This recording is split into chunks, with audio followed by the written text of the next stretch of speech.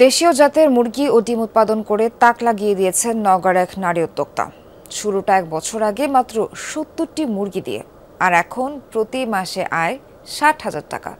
তার সাফল্যে উদ্বুদ্ধ হচ্ছেন অনেকে। আরও জানাচ্ছেন সহকর্মী শফিক ছোটন। হার্টের যত্নে বিশ্বসেরা ক্যানোলা তেল এখন বাংলাদেশে।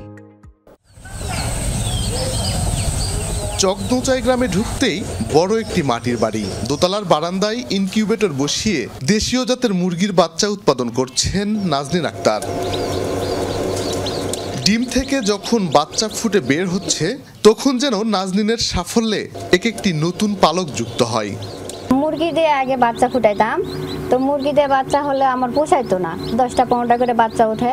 আমি ভাবলাম যে আমার এই ছোট ইনকিউবেটর আমি কিনি, তার মধ্যে একবারে 200-300 বাচ্চা আমি পাই।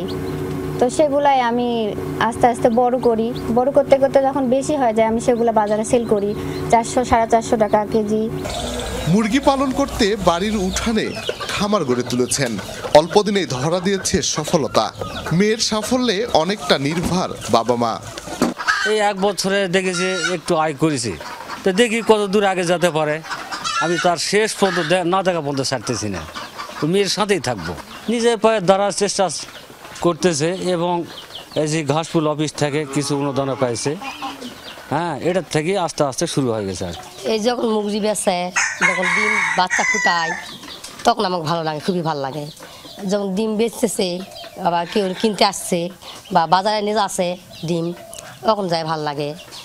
দেশীয় জাত ধরে রাখতে উদ্যোক্তাদের সহযোগিতা দিচ্ছে প্রাণী সম্পদ বিভাগ ও উন্নয়ন সংস্থা ঘাসফুল। এতে একদিকে বেকারত্ব দূর হচ্ছে, অন্যদিকে বাড়ছে আমিষের যোগান, দাবি এই কর্মকর্তার।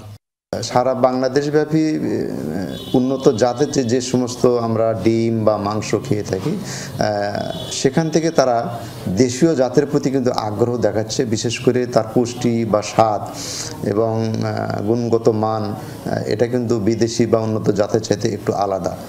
স্বাভাবিকভাবেই এগুলি বিভিন্ন রেস্তোরাঁ বা হোটেলে এদের কিন্তু একটু ডিমান্ড বেশি। সেই প্রেক্ষাপটে আমরা প্রান্তিক খামারিদের আরও উৎসাহ করতেছি।